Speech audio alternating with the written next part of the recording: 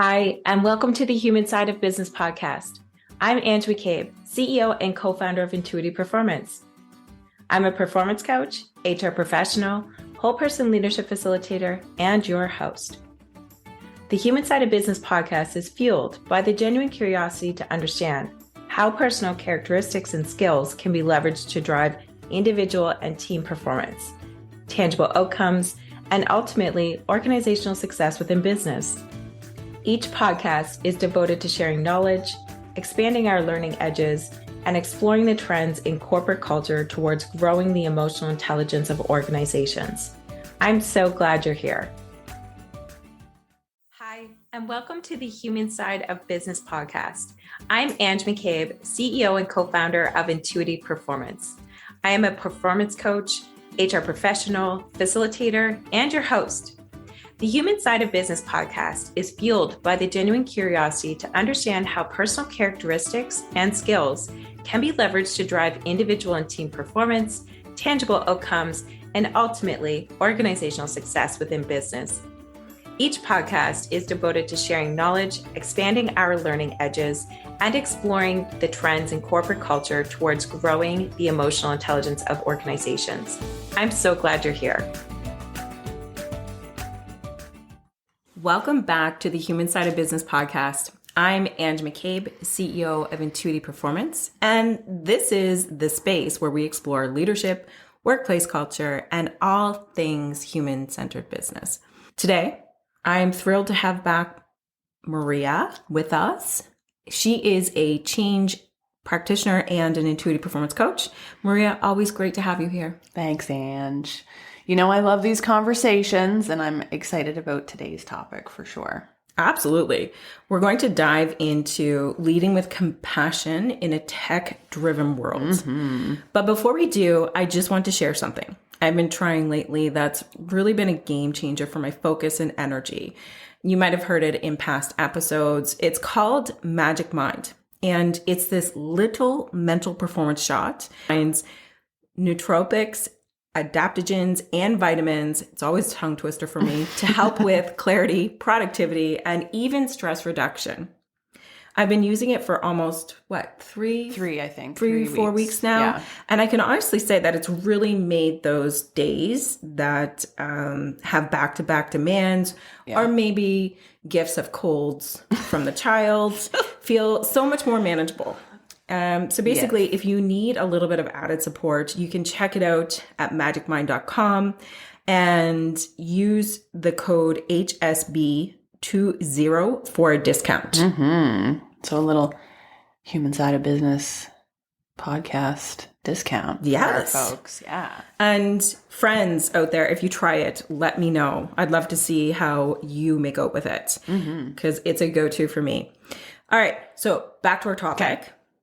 We live in a time of AI, automation, rapid digital transformations, and technology really brings incredible efficiencies, but it also presents a leadership challenge. And I use challenge loosely. Yes. In how do we keep the human element at the forefront, right?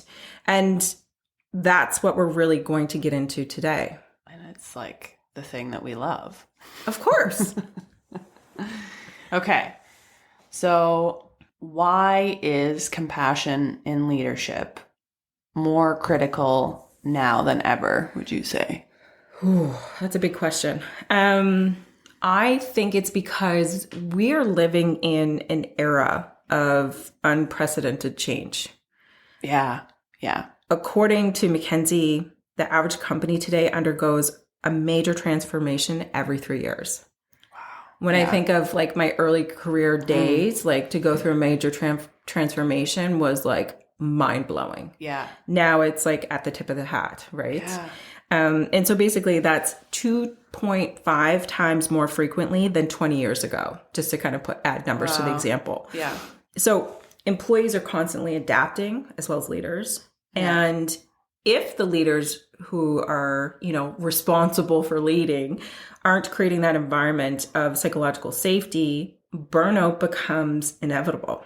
Yeah. I mean, that's certainly something I've been seeing time and time again. And something that I saw, 10 years ago when I was in and around healthcare environments. And now I find that the healthcare environment is one that it's such a representation of exactly this. If leaders aren't providing that safe space, burnout is happening at really rapid paces. So expectations is also something I've noted. So employees today seem to expect more from leadership.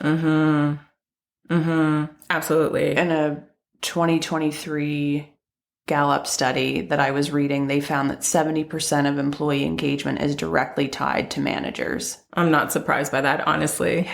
I'm not. Yeah. So people don't just want a paycheck. They want to feel seen, heard, valued. Absolutely. It's going beyond stereotypical financial needs to really understanding what type of peeps you have on your team. Yeah. And, some individuals have different motivations, and that's, for me, has come more so to the forefront of something that needs to be paid attention to as a leader, because if we don't, then, it's a cookie cutter leadership style and you're not really resonating with your team members as you could. Yeah. And to me, what I've seen is like, that's a difference or a delta of like 20% when it comes to performance. Yeah. When you think of an increase of 20% in revenue and you have control over that with regards to how you're impacting your players or your team members, I should say, that should be a no-brainer. Yeah. From a personal perspective and thinking about where this comes from as well, and employees expecting more from their leaders, is that I think employees have to bring more of themselves to work. There are just more demands. And I, of course, come at it myself from a parenting perspective or a caregiver perspective. So we're having lots of folks in the workforce that if they're not caring for children, they're caring for aging parents. And there's some type of, or both, and there's some type of sandwich scenario happening. So not the best kind, not the yummy kind of sandwich. So that's just a personal observation and what was coming up for me there, and that we're just having to bring more of ourselves to work. Yeah. So we expect more from our leaders. Oh my gosh, yes. I mean, when you think about even our work together, Maria, like it was a week ago, maybe your father-in-law was admitted to the hospital. So, exactly. That takes your attention away from work, as well as actual time. And then making sure that you have that psychological safe space to be like, hey, Ange, I'm not heads down today. I'll let you know when I can get my deliverables in and if I'm going to be late. And I'm like, all right, cool. Like, exactly. Hope, dad-in-law is doing well. Yeah. And the same over here with regards to sick child, right?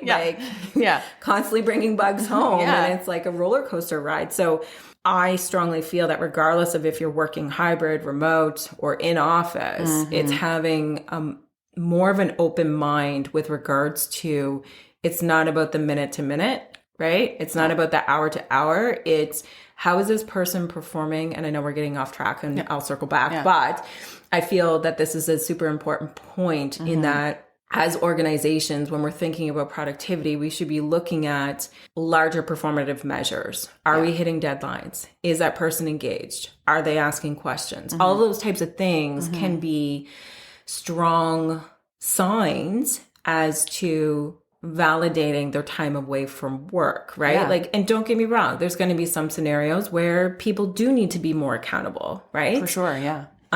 Or, have those quote unquote uncomfortable conversations. For sure. Which I would call courageous, of course. But what I'm getting at is that things are changing so rapidly. It's not taking something off of our plates. No. And especially as moms or caretakers, it's just adding, right? So I think that that's a level of self-awareness that needs to be brought into leadership, which then backs into compassion. Which is what we're talking about today. And I want to be really clear that Compassion really isn't about being nice. No. It's not about, the rose-colored glasses or white picket fences. It's really about and stemmed in action. Yeah. So I'm going to take your typical MO. I have a list. You have a list. Oh, yay. I've influenced you. Yay. So a Forbes article that I found super interesting recently highlighted why compassion is actually more effective than empathy. Okay. Right? So we've had this talk personally a couple of times. Yeah. Yes, we did. And so empathy is considered impulsive. Okay. Tell me more about that. So empathy is I'm living the same thing that you're living. Okay. When you're in the hole, I'm in the hole. Right. When you're up high in the sky, I'm up high in the sky with you. Whereas compassion is intentional. So that really moves beyond just feeling someone's pain. It drives action, or allows for action, I should say. Right, yeah. When we think about empathy, it can create division, which I was super surprised about, because empathy to me sounds like a warm, loving, tender word that breeds respect, right? Yeah. Whereas compassion unites. So instead of picking a side...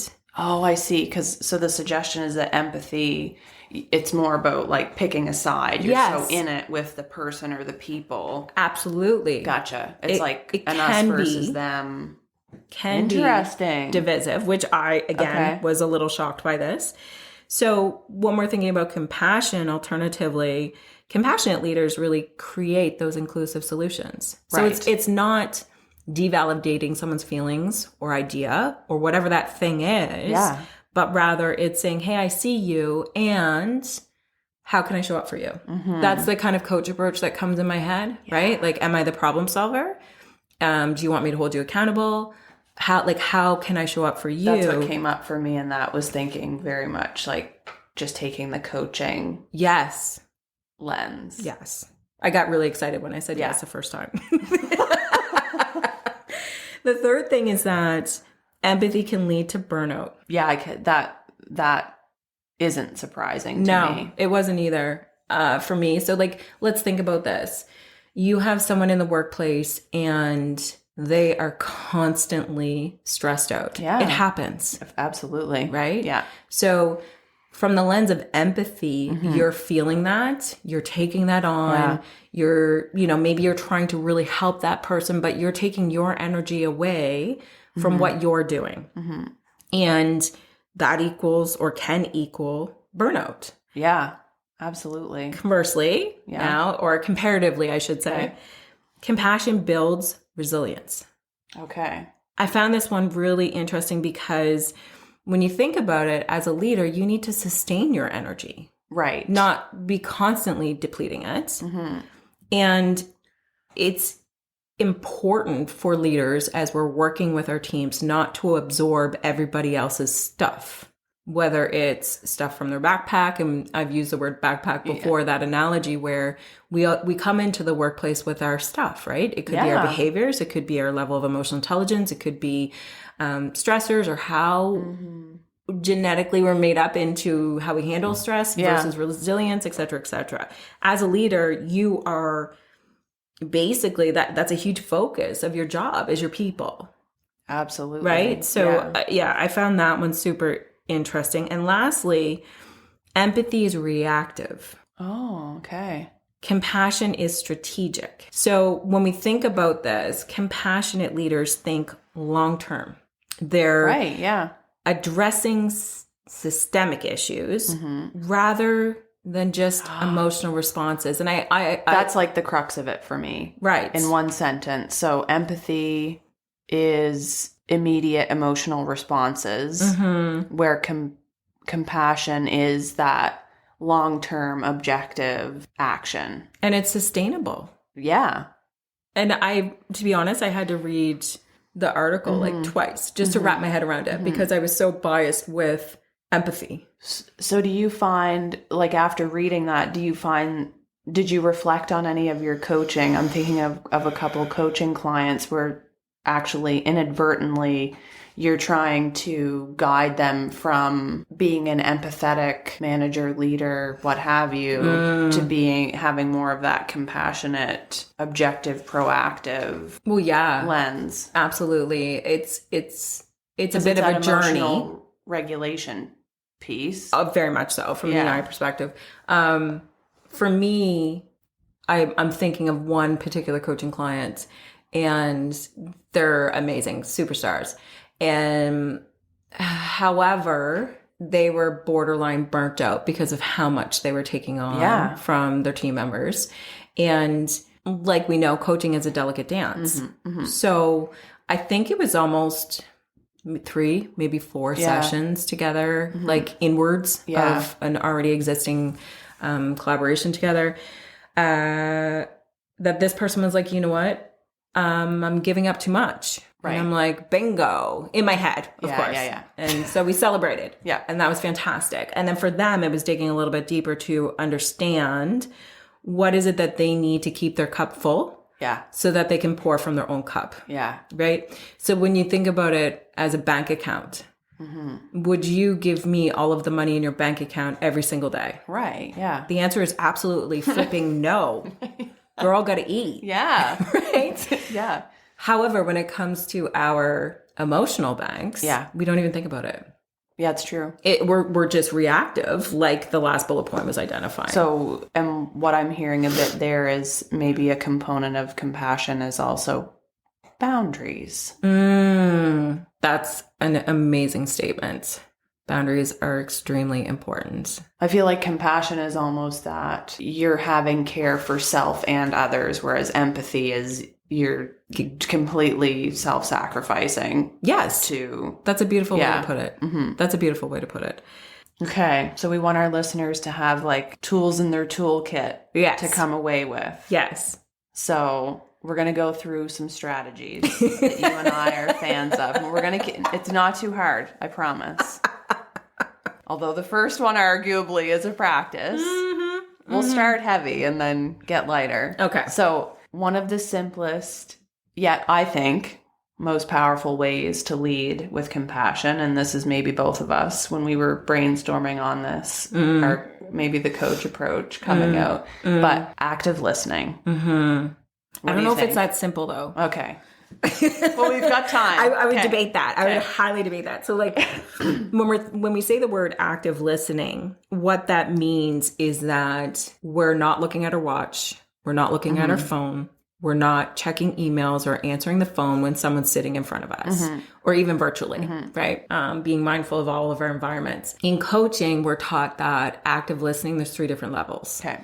So level 1, and I'm going to try to make this short, but level 1 is basically you're listening to respond. So that's okay for flights, ordering, an emergency, if the building's on fire, burning down, like you need to get information across or information in out. So in hospitals, you may see that a lot. Right. With regards to exchange of information between nurses, doctors, specialists, practitioners, etc. If there's an emergency. That's level 1. Level 2 is when you and the person you're speaking to are in a bit of a bubble. So there's no direct distraction and there's a flow of conversation that's back and forth. You're listening to their words to communicate with them so that they understand you. Right. And that you're taking in their information so that there is trust created. There's more of a bond from a business perspective. And when we think about that active listening, just as a sidebar, there was a Deloitte study that found that organizations with high trust cultures outperform low trust companies by 186%. So just by active listening, you can create trust. Very high trust, Right? So let's go to the third one. And I always joke about this one because this is how I wrap my head around it. So the third level of active listening is basically like picture being on a date with a person. And you're like so into them. You're at this restaurant or cafe. And you're just thinking, oh my gosh, this person or this human's freaking amazing. And you just want to hear everything that they have to say. And you're just gobbling it all up. Exaggerating, but you get where I'm going with it. It's a huge bubble around the people that are speaking with each other.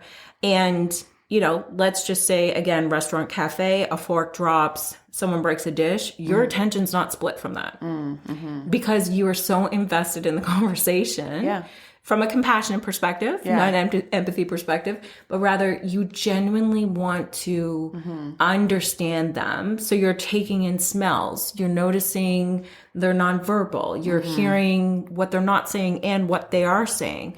That is extremely important, especially in leadership when you're getting into specific things like change management. If there's a change in the organization, having those one-on-one conversations are super important. Yeah. When it comes to talking about performance, right? Super, super important. I would argue interviewing. Yep. You really typically, unless you're using certain styles of interview practices that are longer, you typically only spend an hour to 2 hours with this candidate before they're onboarded to your organization, right? Yeah. So at the end of the day, what I'm trying to get at is practicing active listening takes knowledge and habit creation. Yes. And this is why I'm so obsessed. And there are levels. Yes. Yeah. And so understanding those levels as tools in your tool belt. Yeah. And So- when to engage kind of each level. Absolutely. And that's all part of the habit formation, which is what I was going to say is why I'm so obsessed Yeah. in the fact that leadership isn't knowledge or a thing that you do, but it's being super self-aware of the habits that you're forming for yourself as a leader and therefore how you impact. One thing that comes up for me and with the active listening as someone who's very easily distracted is your physical space, I feel, could be a big component of helping you That's fair.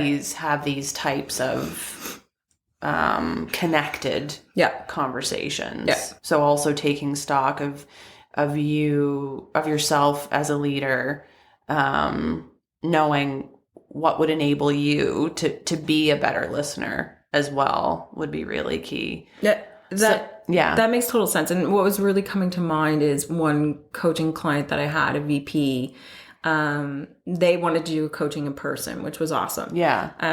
And they would never do coaching in their own office. Interesting.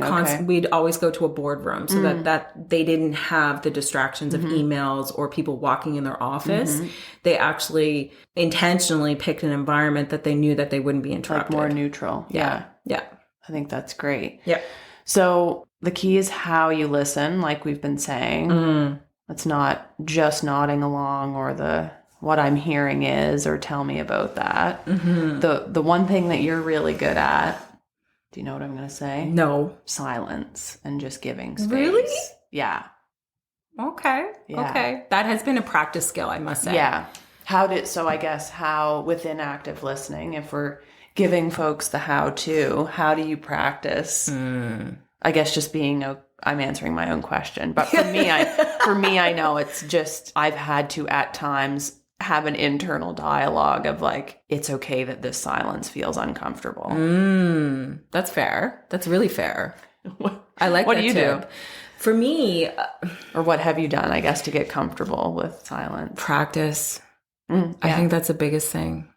Again, my son is the biggest lesson for me. And and that's an intense example because I feel like as a parent, you're really inclined to fill the gaps. absolutely 100%. Yeah. Especially when you're tired at the end of the day.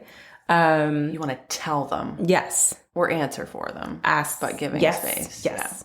So there's that piece of it, as well as self-awareness was the first word that popped up in my head when you asked that Self-awareness, question. okay. Yeah. So it's like, what are your triggers that will allow you to interrupt people when you get excited, when you get stressed, when you're frustrated, when you think that you know all of the information that's being communicated to you and you just want to get the conversation over. I know, audience, I know everyone. Yeah. You're feeling me right now because we're all human, right? And the fact of the matter is that one thing that I learned in the past 5 years, especially, is that when we're communicating, it's not for ourselves. That was the biggest lesson. When I'm communicating for someone else, unless I need to advocate for myself. Exactly. Right? Yeah. Unless I need to or am forced to debate. Yeah. Otherwise, my intention is to communicate for the other person. Or you go back to that level 1, like you were talking about, Yes. and it's information exchanging. Yes, very much so. Because there's different layers to that. So long and short of it, self-awareness, practice, and a bit of monitoring internal dialogue. Yeah. Because the other thing that comes up for me, I guess the fourth thing would be needs.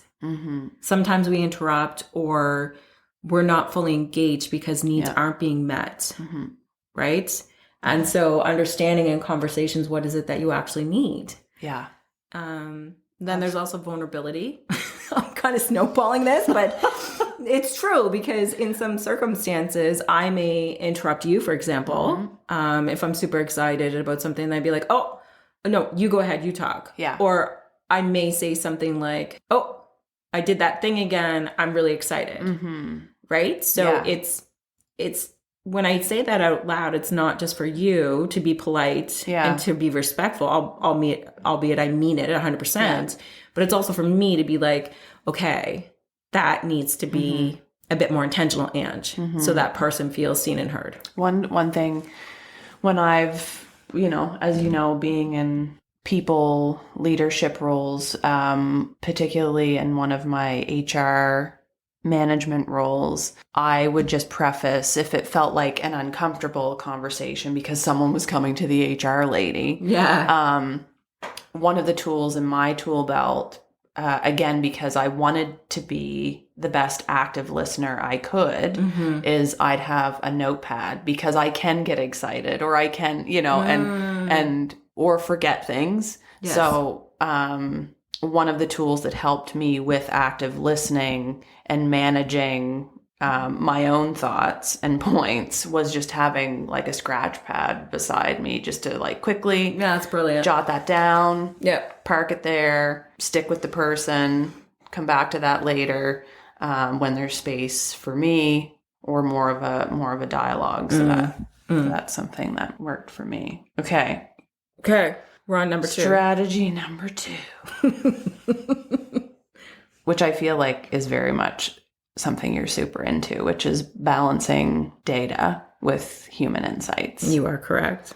So obviously we know tech gives us endless data, but how do leaders make sure that they're balancing their numbers with people? Very much so.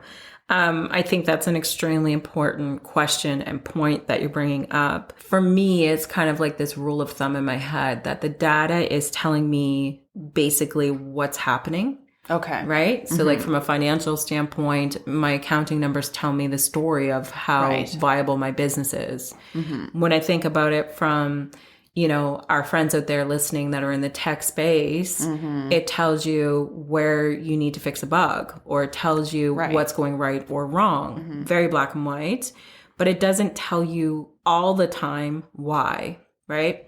So data's what's happening. Right. But not necessarily the why. The why behind it. Okay. So it requires us to take more of a human-centric approach. Yeah. So let's look at performance metrics, for example.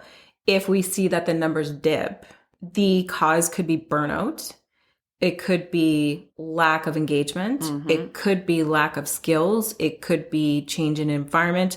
It could be even personal challenges that your team members are having, right? Like the options are basically endless. Yeah. So you're really not going to know unless you ask. Yeah.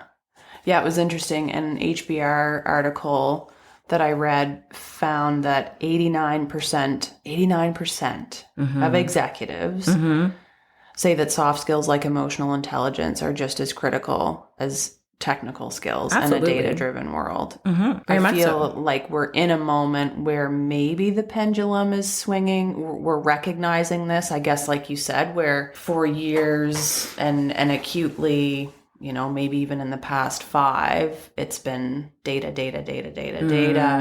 And now we're finally asking, okay, we see what it's telling us, but why and what do we do? Are the questions that still always come up. Not just that, it's how do we use the data as well? Yeah. So, for example, let's think about our main base of clients, right? Extremely intelligent people. Yeah. And oftentimes their pain points are in like interdepartmental communication, communication from leadership to team members, influencing senior management. All of those are soft skills, and that's just scratching the tip of the iceberg, right? A lot of it has to do with how are we engaging together? How are we solving problems together? How are we letting go of ego, et cetera, et cetera? And so for me, when it comes to finding and building that bridge between data and your humans, that's one of the most important things that you could do as a leader is to figure that out. Yeah. And so when you and I were thinking through this, I think we were thinking of the why. Yes. Being curious about the why. Yes. As a component of compassion and an actionable strategy that you as a manager or a leader can employ. Very much so. Like, be curious. Yes. And I'd encourage when we're curious, we avoid things like, why did you do that? Right. Rather reframing it to, hey, I think what you're meaning by staying curious is, hey, I need to understand this. Yeah, exactly. Yeah. Tell me more about this. Yeah. So that I can find my compassion. Yeah. Yeah. Exactly. So number 3, we felt leading with vulnerability was also a big part. Yes. I'm of the nodding. Equation. Yes, you are nodding. And we kind of touched on this earlier, so I'm glad that we're landing into it a little bit deeper. It's not just about how we're treating others, but also even I would debate as a coach, it's even more so how we show up for ourselves. And what I mean by that is oftentimes we want to be A players or superstars within the workplace. And that can mean very different things for very different people. However, the constant trend is that we are so flipping hard on ourselves. It becomes almost a nuance to increase our performance. Right? Yeah. Like, leaders often feel or always feel like they need to have all the answers. But admitting when you don't is a game changer. And it's part of that, what you said earlier, that trust building, right? Yes. Showing that you too are human. I only wish that I had managers or leaders in past that they were that vulnerable to be like, hey, I don't have the answer right now, or I don't understand all of the facts right now, but I'll figure it out. Yeah. Give me a minute type thing, right? I love that. And that's I think in comparing and contrasting empathy and compassion, you're not floundering with the person. Yes. You're still being vulnerable. So you're striking a balance between, I don't have the answer either. Okay. Yes. But like, either I'm going to take this and come back to you with a solution, or, if it feels right, work toward a solution together. Yes. Yes, that makes sense. Yeah. And I like how you're tying it back into the example of compassion versus empathy. Yeah. So a PwC report that I was reading, we did a lot of reading. we like this topic. Found that companies where leaders show vulnerability see a 30% higher engagement rate. So people, for me, that was just like, okay, people just trust and follow other real people. Absolutely. And I know that this is a silly example to back into it, but it's so true. When you think about the social media that you watch. Yeah. What do you lean more into? Right? It's the type of social media that feels real. It's relatable. You can digest it. And it's not just so much a sitcom type thing, right? Yeah. Okay. So we've been sharing some bits and pieces, but can you share a scenario where you've seen someone nail this? I can. Okay. So Basically, we have this client and they are in the tech space. And one of their epiphanies within one of our sessions is that, hey, my team might be overwhelmed.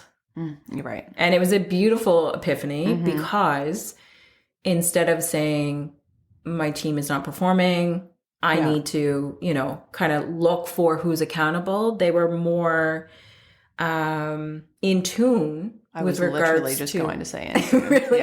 Yeah. They were extremely in tune with, looking at it as a problem solving thing instead of a problem pointing thing. And what they figured out was that having those weekly pulse check-ins with their team members, albeit sometimes it feels like it's onerous, sometimes it feels like it's repetitive. But when this person had actually done a fabulous job of, and they're still doing it today, of not just, hey, what are the updates? Yeah. But actually asking team members, how are you doing with the workload? Yeah. And they would do something about stressors, or they look at systemic changes that needed to be had within the organization. And because of this, the retention improved within that company by 25%, which that means millions of dollars saved. Yeah. Within that, like what span of time? That span of time was 6 months. Oh. 6 months. Yeah. Like they were seeing turnover of like, when we first started working, I think it was like 9 employees within 3 months. Oh, wow. Right? Yeah. So they were able to sustain the team, and not only sustain the team, but engage with the team, rebuild, as well as add to the team.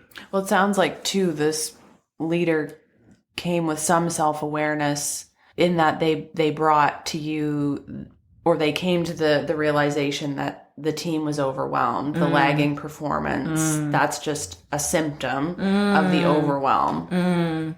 So that's a good job on them. Yes. Because so often we get stuck at just focusing on the symptoms, like what's the face value result, what's the thing that's not working. And then as we've been talking throughout, it's the why. You're having a thought. I am having a thought. It's hilarious how you can read me now. So for me, what's coming up is, yes, it's figuring out the why. And it's also, as a leader, there's always this internal piece. Yeah.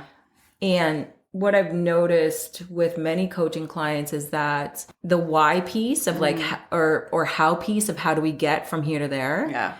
That's often either ignored because it's uncomfortable or not known, or avoided because it takes too much time. Yeah. And so for me, that's a really large piece as, a leadership coach to hone in on and be hyper aware of, so that if deemed necessary, I'm asking questions to pull on that string to figure out, is it the why? Is it the how? Or is it the level of patience that this person has right now for outcomes? Right. And I also want to normalize that as humans, we all do this, right? Yeah. We want to be able to run a marathon within 6 months. So where does our mind go? Yeah. We have to have the best time. Right. Not the fact that we've actually finished the marathon. I don't know what word was going to come out there. Not the fact that we finished the marathon for the first time in our lives at the age of 46. Yeah. I don't know. Yeah. But rather we go to these like percentiles of it needs to be 100 and not just finishing. Yeah. So I think it's bringing some realism, and again, looking within as a leader around when things aren't working or aren't up to expectation, looking internally first. Yeah. As well as externally to the environment to look and problem solve. Because oftentimes what I'm seeing is that it's the internal piece that's missing. And something that's coming up for me, and I wonder actually if, the pace of being in a tech-driven world and having all of the data is actually forcing us to practice good enough because the pace is so fast at times, or things change so quickly. You know, we can't have we need to finish the marathon with the top time. And I certainly see like some of our clients who are used to, you know, it is that more of a tech environment. So it's agile, it's iterative. Yes. But we've also had our larger clients, you know, that it's slower. They want it to be more linear. Yes. Takes a bit more time to, you know, finish a project or make change or whatever it might be. And I just wonder, again, as we're talking through this, are we just all having to be more like those small, fast, scrappy, you know, tech companies? I think when it comes to that piece, that's a larger conversation around, like, culture immediately comes up for me. Culture, yeah. Right? Like, you know, because as senior leaders, you know, it trickles down throughout organizations around pace, priorities, etc. Right? Yeah. And oftentimes we know and have heard that it's not that just one priority, it's all the priorities and get it done. Right. And so I guess what's coming up for me is that as a leader, a big part of our job is to be cognizant of the pace of work and how it's impacting people. Yeah. Because sometimes that's okay. Yeah. Sometimes it's a sprint. Yeah. However, if it turns into a culture norm, that's not sustainable. Yeah. So I think that it's relative is probably the right word to say, in that it's depending on the environment, the project, the context, the department, and the type of leadership that has been influenced or acceptable within the organization. Absolutely. So more pieces to that puzzle, and I'd add into that, it also should be our job to understand that AI is in place to help us work more efficiently and less, it to be less hard, essentially, right? I was trying to think of like a beautiful word and it just didn't come up. That's okay.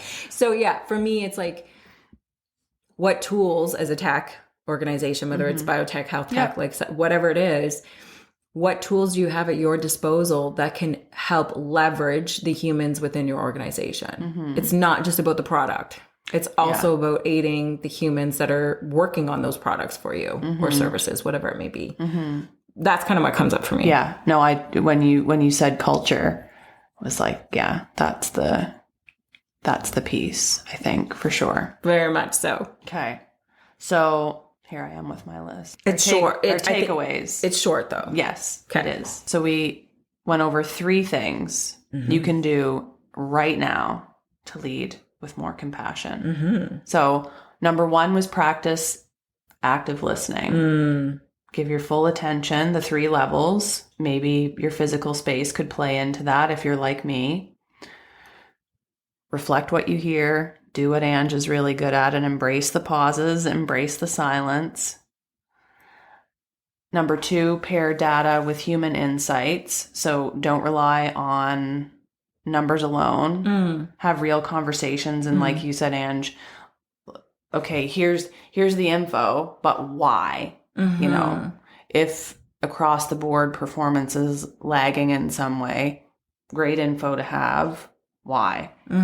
So last we had lead with vulnerability. So active listening, pair data with human insights, and lead with vulnerability. I mean, really just model the behavior of not knowing, being curious, working through something.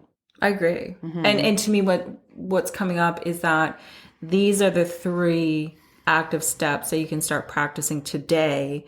Makes up the whole leading passion. Yeah. Yeah. especially in our tech-driven worlds. Yeah. Yeah. Okay. Before we go, just a quick reminder that if you're looking for a little added support for focus, clarity, stress reduction, check out Magic Mind at magicmind.com and use our discount code of HSB20 for the discount. Maria, as always, this has been a fantastic conversation. Love every minute of it. Thank you, Ange. And to our listeners, if today's episode resonated with you, don't forget to subscribe and share on your favorite platform. And if you want to explore compassionate leadership further, reach out to us at Intuity Performance. Until next time, lead with heart. Thanks for listening to the Human Side of Business podcast. We're glad you could join us. Just a reminder, you can subscribe to future episodes at intuityperformance.com, where you can also sign up for webinars and learn more about our professional coaching and people and culture development services. Take good care. Thanks for listening to the Human Side of Business podcast. I'm glad you could join us. If you enjoyed today's episode and want to stay updated with our latest content, make sure to visit our website. The link can be found in the episode description, where you can subscribe to the podcast, sign up for our newsletter, and learn more about our whole person leadership services. Sounds interesting? Explore the Whole Person Leadership Cohort by Intuity Performance, a unique program that offers unparalleled support to managers on every step of their leadership journey. Our program features evidence-based assessments, workbooks, group coaching, and interactive learning experiences to help you level up your leadership skills. Reach out today to apply to one of our upcoming cohorts. Until next time, take care and stay curious.